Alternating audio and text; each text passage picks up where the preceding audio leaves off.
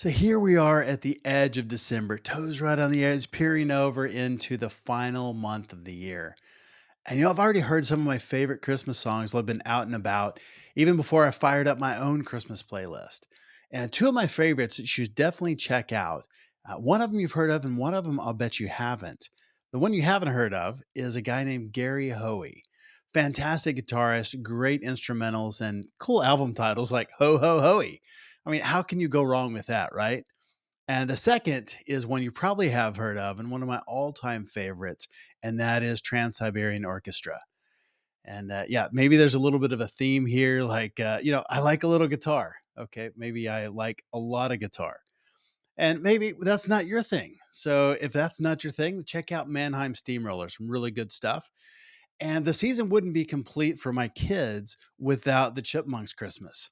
And that might be part of my doing, or actually all my doing. I grew up with it, and now they hated it then. They love it now. I guess it reminds them of so many years I made them listen to that. And then, of course, my wife's favorite is Bing Crosby Christmas. We're pretty well rounded all together, I suppose. From sweet picking guitars to chipmunks to a world class crooner. Pretty cool stuff, all very different styles. And, I think we can actually learn something from that as founders.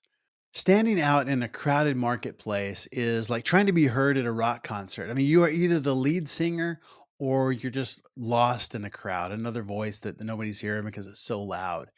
And in a world, it's like that out there too. And we've seen that over this holiday season. I mean, every billboard, inbox, social media feed, chorus of look at me, buy this, look at this, awesome sale.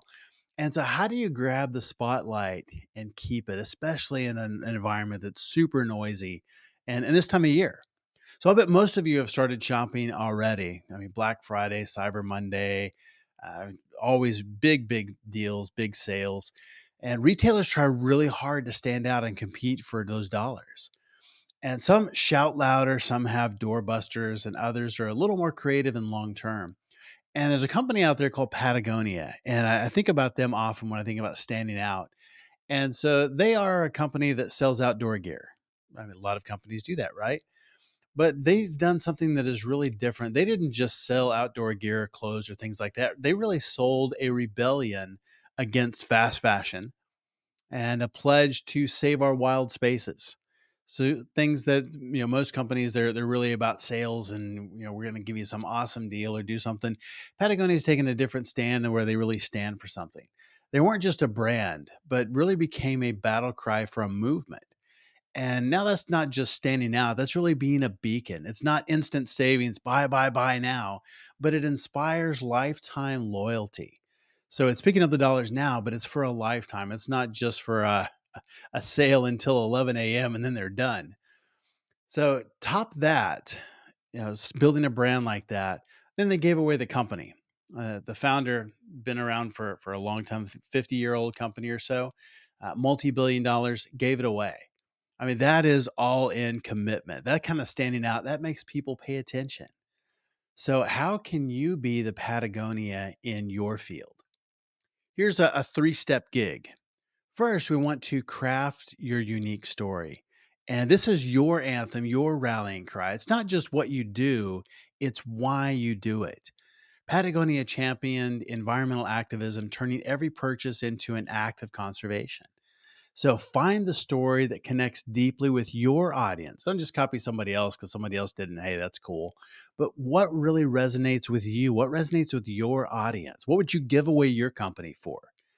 It should really stir emotions inside you, spark conversation, and be as authentic as a vintage vinyl record in a world of auto tune. Second, we want to innovate relentlessly.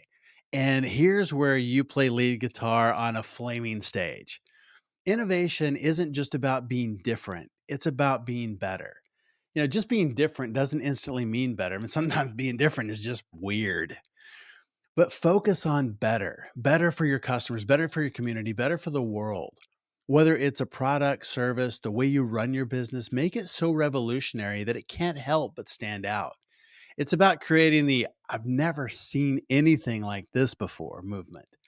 Yeah, I've talked about the service levels at Chick-fil-A. That is something that really stands out. Disney, happiest place on earth. I mean, at this stage, some people are saying it's the most expensive place on earth. Companies like Uber and Google, they've become verbs. And we don't call for a car service or look that up on our phone. We're going to order an Uber. We're going to take an Uber somewhere. We're going to Uber, to the restaurant or to whatever. We don't search for things online anymore. We Google them. I mean, they've become verbs because it's just so synonymous with what we want. And, those brands stand out. And third, foster a tribe.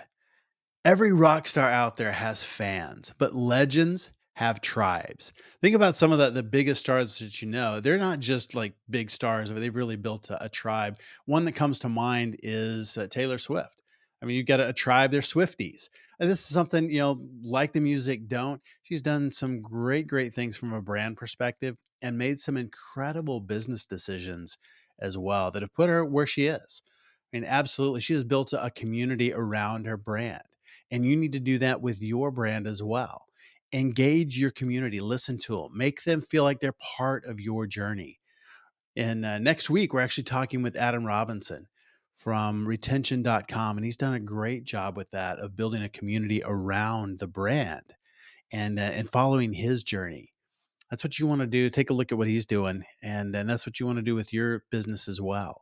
So when your customers feel like they belong to something bigger, they don't just buy your product. They champion your cause. They're all in. They're completely invested, and that's where you get that long tail. You get that commitment. You get that retention over the long term.